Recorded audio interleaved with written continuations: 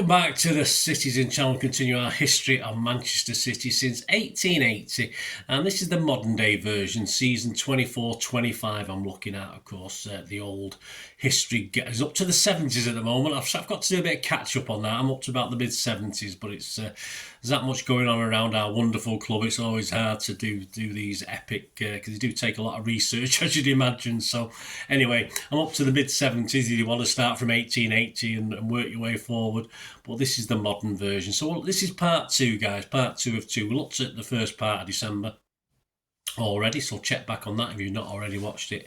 And we finished part one with the Derby day looming, of course, as we struggled for form of any sort.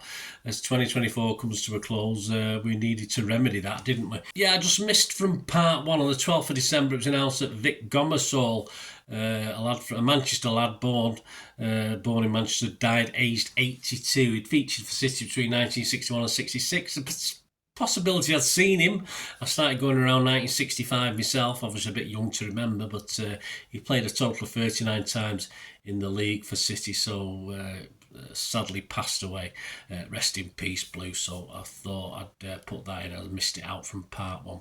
Right, let's get on to the 15th of December. The Derby, of course, which I just talked about, ended City 1, United 2. Very depressing. 4:30pm kickoff. It was match day 16.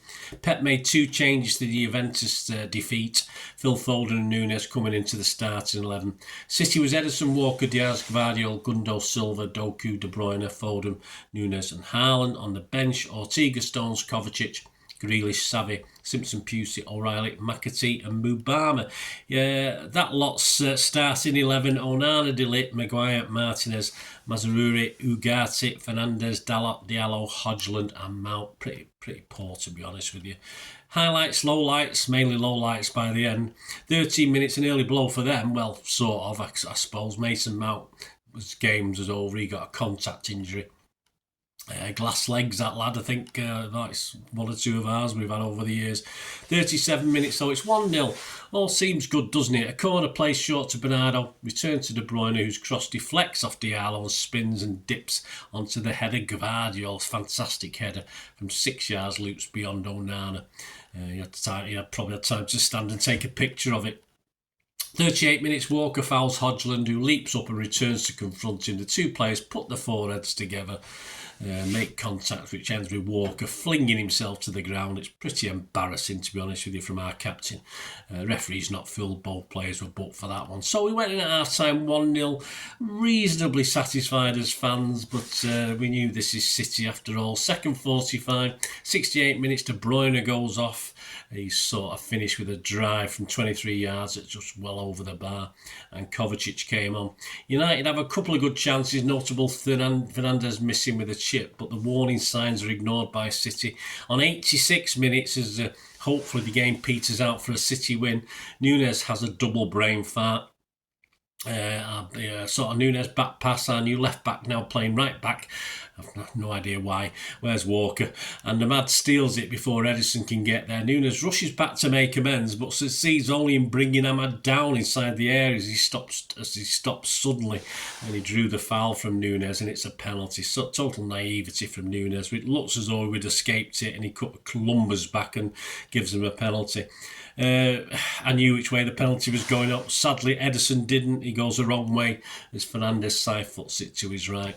And the sucker punch, of course, as we expected, and all the heads were down. United fans are up for this one. I've not heard them all match. All of a sudden, they're there. 90 plus 1 minutes, we're 2-1 down. It's a long ball forward from Martinez. Waited to tempt Ederson forward while allowing Ahmad to reach it first. Ederson could have done better, not too sure.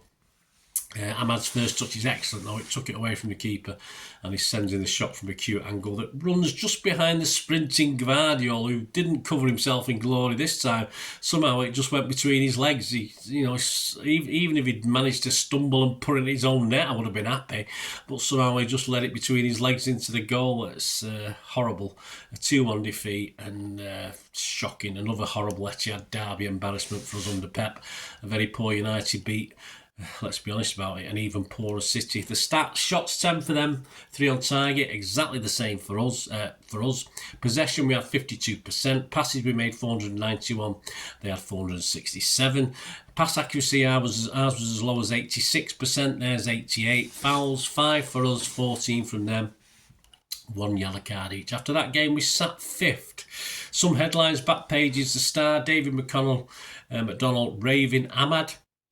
Telegraph, Ahmad for it. A Diallo deadly as City implode again. The Daily Mail, kiss of life, Diallo enjoys his winner for United. Inside Pep, I'm not good enough. Ian Laderman, Pep has been dragged into an abyss from which he may never escape.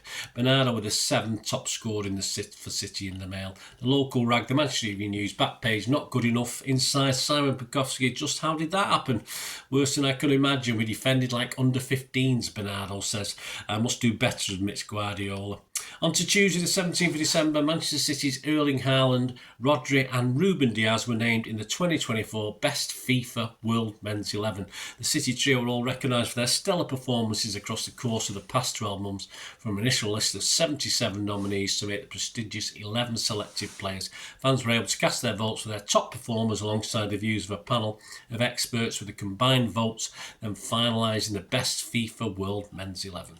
On to Saturday, 21st of December 2024, a difficult trip over to Villa Park, and it ended Villa 2, City 1, 12:30pm, early kick-off, match day 17. Pep made 6 changes to that United game.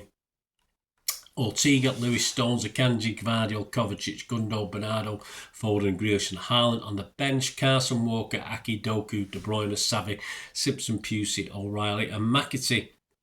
Aston Villa's starting 11, Martinez, Cash, Konza, Torres, Digne, Onana, Kamara, McGinn, Tillemans, Rodgers and Duran. Story of the game, or highlights, 1 minute, well, about 19 seconds really. City get the ball rolling, but Villa take possession as John McGinn robs a dawdling Gvardiol. A theme happening here with Gvardiol, isn't there? He slips it forward to Jean Duran, who is clean through on goal, but his low shot is saved by Ortega. Corner for Villa. Lots of more time to shoot for that player. It made it easy for Ortega to make the save. Shocking finishing, but he did make up for it later, sadly. 2 minutes, Villa almost score from the resulting corner. Ortega performing heroics to keep Pau Torres' near post stooping header from crossing the line.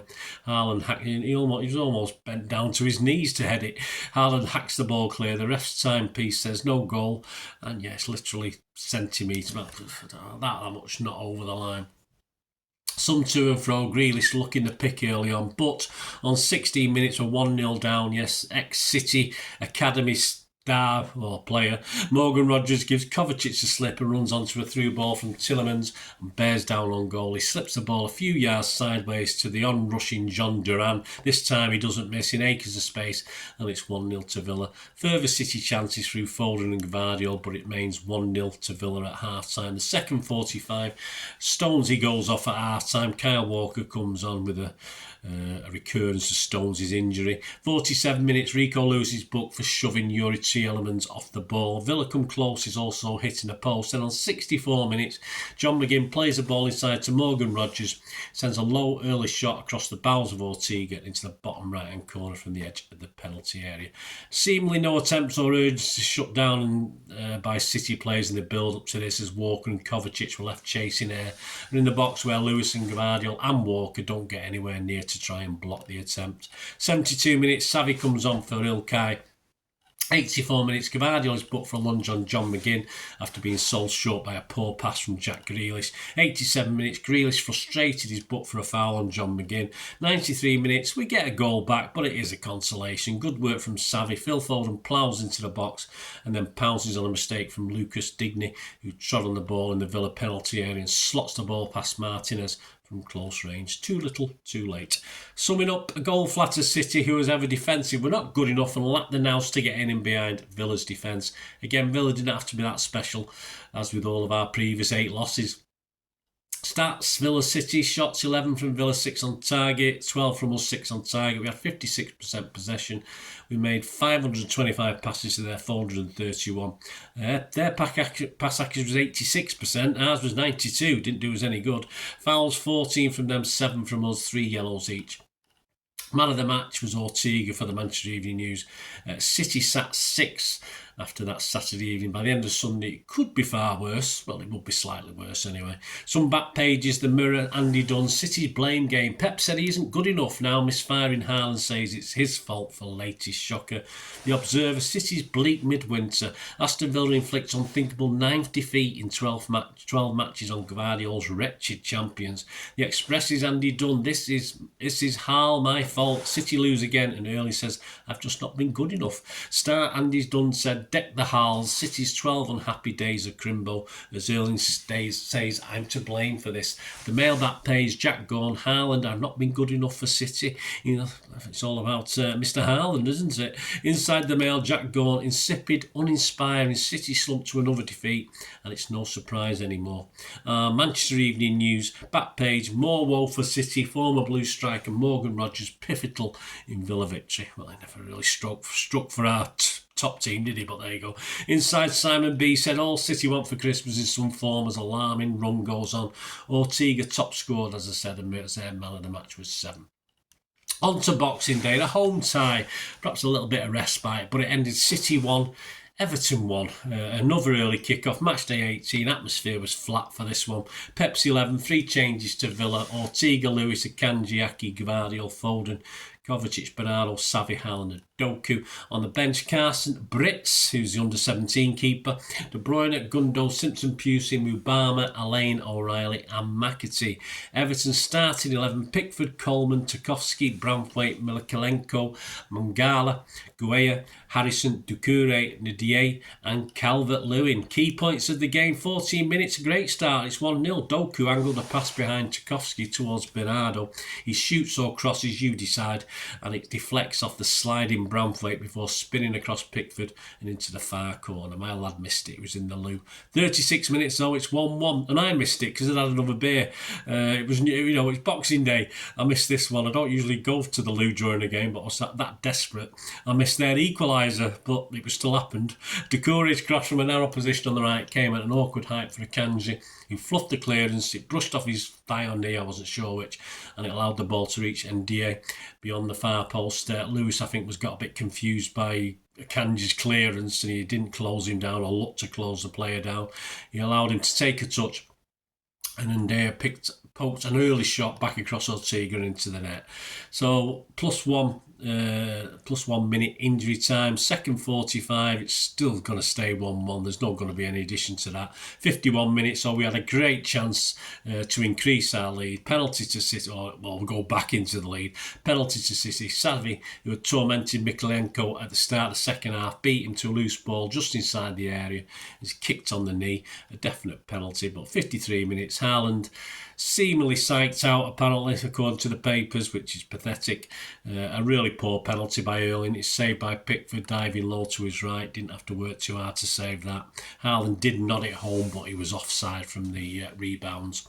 Everton then have the better chances. Yes, 75 minutes. Kevin De Bruyne replaces Doku. 85 minutes. Ilkay and Jemai Simpson-Pusey replace Aki and Kovacic.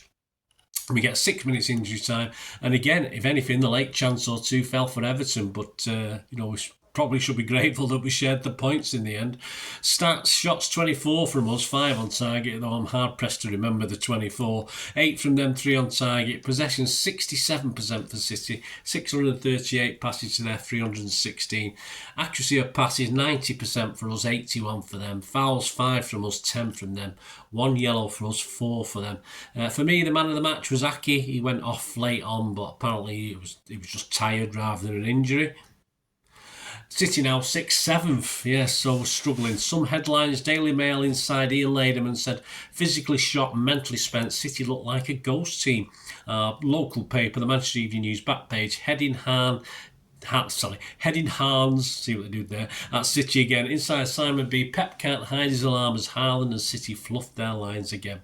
On to the 29th of December as we get towards the end of 2024, and it's Pep's 500th game in charge in the East Midlands, and it ended Leicester 0, City 2. We'll take that, 2:30 PM kickoff, match day 19. I was there, a great away end that day. Pepsi 11, one change to Everton. Ortega, Lewis, Akanji, Aki, Gvardiol, Kovacic, De Bruyne, Silva, Savic, Foden and Haaland. On the bench, Carson, Walker, Grealish, Doku, Gundo, Simpson, Pusey, Mubama, O'Reilly and McAtee. Leicester made 2 changes to their defeat at Liverpool 3-1 over Christmas. Stollerkritz, Justin, Cody, Vestergaard, Christiansen, Winks, Sumer, El Canus, Mavidide, Buonanotte and Vardy. Story of the game, all the highlights, the early control and chances were City, but it was almost another City error which gave Leicester a lead on 20 minutes. Gvardiol sort of heads back towards Ortega. Ortega himself had not exactly moved to create a better angle. Well, there's not enough purchase on the header to where he actually is. Vardy nips in, tries to round Ortega on the right. He shoots from a tight angle, but the keeper turns the ball out for a corner. Mainly Gvardiol's fault. I mean, Ortega perhaps could have done slightly better. But after 21 minutes, it's Leicester 0, City 1. Foden creates his own space, sends a low drive towards the bottom left corner. Stollerkritz gets down and parries. He really should have held it or put it round the post for a corner. The ball, though, breaks towards Savi on the left-hand corner of the 6-yard box, who lashes the ball past the keeper from a tight angle for his first ever City goal. Chances for both teams for the rest of the half. Leicester coming closest, though, with a header striking the City post, and were slightly fortunate to go in half-time 1-0 up. Second 45, Leicester have the best of it with Akanji clearing off the line at one stage. 66 minutes, McAtee, a breath of fresh air, comes on for Foden. Vardy has a chance but fluffs his line. 70 minutes, Walker replaces Aki. Possibly again to run a play on 74 minutes. It's Leicester 0, City 2. McAtee spins clear down the right touchline, then shimmies to create space and puts it infield for KDB, who shuttles the ball onto Savi on the left. Savi scoops into the box and Haaland, unmarked, rising like a proverbial salmon 6 yards out, heading into the left-hand side of the net. 78 minutes, Ortega booked for time wasting. We really need to learn how to time waste. Chances still fall mainly the Foxes' way, and Vardy hits the top of the bar, though Ortega looked to have it covered. But after 5 minutes additional time, it ended City 2, Leicester 0, and a perhaps fortunate City clean sheet, but we'll take it. Stats Leicester and City, shots 11 for them, 4 on target, 14 for us, 5 on target. We only had 46% possession though. They had more possession than us, which is unusual. Passes 567 to our 495. Passes accuracy, they had 93%, which is pretty impressive, Leicester. Well done, Ruud van Nistelrooy, the current manager. We had 90. It sort of bodes well, I think, for escaping the bottom 3 anyway. Fouls 11 from them, 6 from us, 2 yellows for them, 1 for us. My man of the match was Savi, and generally other people's was as well. Some of the headlines, the Express back page, Andy Dunn, Haaland shows he's still the daddy. Inside, Neil Moxley, relief at last for Pep, but it's far from easy. He rated Kovacic at 8. Daily Mail's Ian Laderman inside, new year, new City. The Guardian back page, Ben Fisher, City win will clear minds and souls, says Guardiola. Inside, Haaland's bundle of joy gives Guardiola timely lift. The Mirror back page, Andy Dunn, few moon, I like that. Inside, Manchester gritty, Kovacic rated an 8. Yeah, so never mind Dak, yeah, never mind who I said was man of the match. I think Kovacic did well, didn't he? The local paper, the Manchester Evening News, front page, youngster helps tee up City win. Back page, Harpy days are here again. Inside, Simon B. McAtee off the bench gives fans something to cheer at last. Pep Macca proves worth. Savi was Simon Bukowski's top-rated City player. And Pep's 500 games in charge, won 355, drawn 73, lost 72, scored 1,213, let in 429 with a 71% win rate. Compare that to some of the other legends of managing history. Klopp, 61%, Mourinho, 61%, Wenger, 58%, some useless waste of space called Ferguson, 53%. But remember, Pep, 71%. Outstanding. City will finish 2024 6th, so we're in the top 6 in the Premier League. We played 19, won 9, drawn 4, lost 6, 31 points. Liverpool currently sit top as 2024 finishes on 45 points. They played a game less than us as well. The top 4 were 4 points behind Chelsea to try and get that top 4 spot at the moment, who sit in 4th. And before we finish, Tuesday the 31st of December, as we get ready to prepare a new year, Joe Corrigan is named one of my heroes, the guy who won me a prize at a special event at the City Social Club many moons ago. My hero, not just for that, not just for winning me a prize, but for being a wonderful goalkeeper as well and wonderful City player. He's named in the New Year's honour list, awarded an MBE. Well deserved. Well done, Joe. So there you go. So at least on the pitch, a positive to finish off December. Plenty of work for Pep and the boys to do. Will January bring in any new faces? Already, of course, we've got this 18-year-old Argentinian midfielder star, Claudio Echeverri from River Plate, coming in, who's apparently is not going to be loaned out. Apparently, he's going to go straight into the first team squad. We'll see. Will there be any more new faces? It will be difficult, but again, we'll see in January. On the pitch, we will continue to work towards that top 4 place, hopefully with some difficult games to come up. We'll play Salford in the third round of the FA Cup, which is the first time we've ever met that team.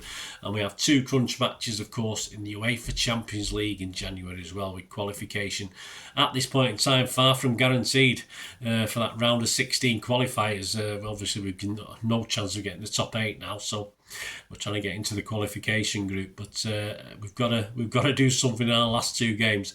So join me for January 2025, the next in this history of Manchester City since 1880. Thanks for watching, guys. Please stay tuned.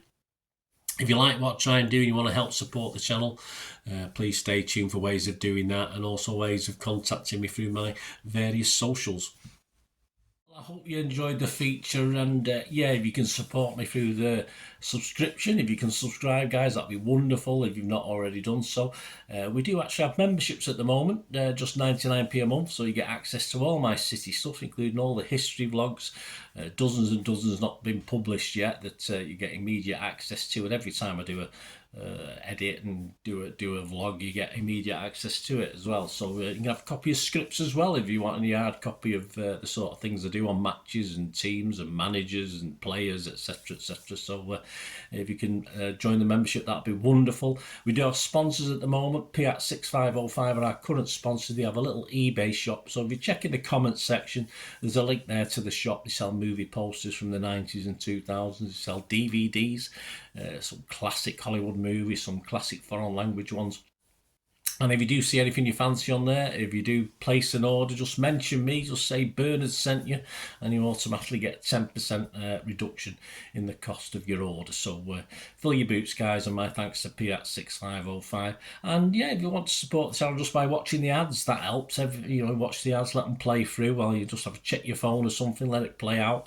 And of course, if you follow any of the links, that always works as well. If you follow a link to one of the ads and you fancy something, I've done it myself. I've followed a link and actually purchased something from another organisation, but it can happen. It can happen. Not all ads are stuff you're not interested in. And of course, if you can give us a like, guys, that's be absolutely fantastic. All likes are much appreciated. Anyway, thanks for watching. Until the next time, of course, I only ever ask one thing, don't I? Please, I ask you all to stay safe, especially you Blues. Until the next time, come on, City. Bye for now.